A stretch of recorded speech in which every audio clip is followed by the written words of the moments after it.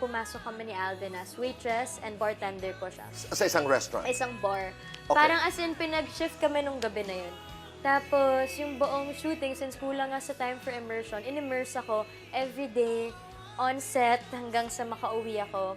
Immersion po siya. Anong klaseng mga bagay ang ginawa mo during the immersion? Ang dami, like, yung sa, hindi ako, Naglinis ka ba ng banyo? lahat po. Naghugas ka ba ng plato? Ako yung naggagawa ng breakfast ko. Ako yung naghugas ng plate ng pinagkainan namin. Ako yung pipili ng damit na susuotin ko for the scene. Ako yung, hindi nila ako masyadong papansinin. Yun yung pinakamahirap. Yeah, there's a story here na parang Yeah. walang kumakausap sa'yo. Bakit? Dahil gusto ni Direk na... Kasi yung character po ni Joy, siya yung tao na hindi nagsasalita masyado. Lahat nandyan lang. So, kailangan lumabas siya sa mata. Na never ko siya naranasan. Kaya gusto ni Direk na hindi mo pwede arte yan. So, kailangan iparamdam sa'yo. So, habang masaya lahat, huwag ka sasama dyan. Kakain sila lahat, bakit ka sasama sa kanila? Kunwari, nagsa-set up, umupo ka dyan sa gilid. Hindi ka artista ka? Ganun si Direk sa akin. Nagalit ka kay Kathy? Opo. Galit. As in, galit ka ha? Opo, galit po.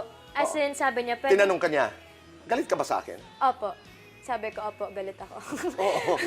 Talagang ganun ka nakapagod, ganun ka ako. nakagalit. Oo. As in, may isang scene po, pag napanood nila yung sa trailer, yung first meeting namin ni Ethan, meron doon, tumatakbo ako the whole day, pati yung pawis bawal dayain. So, kailangan tumakbo-takbo ako dyan, lulundag ako, para totoo yung pawis ko. So, pawis na pawis ako.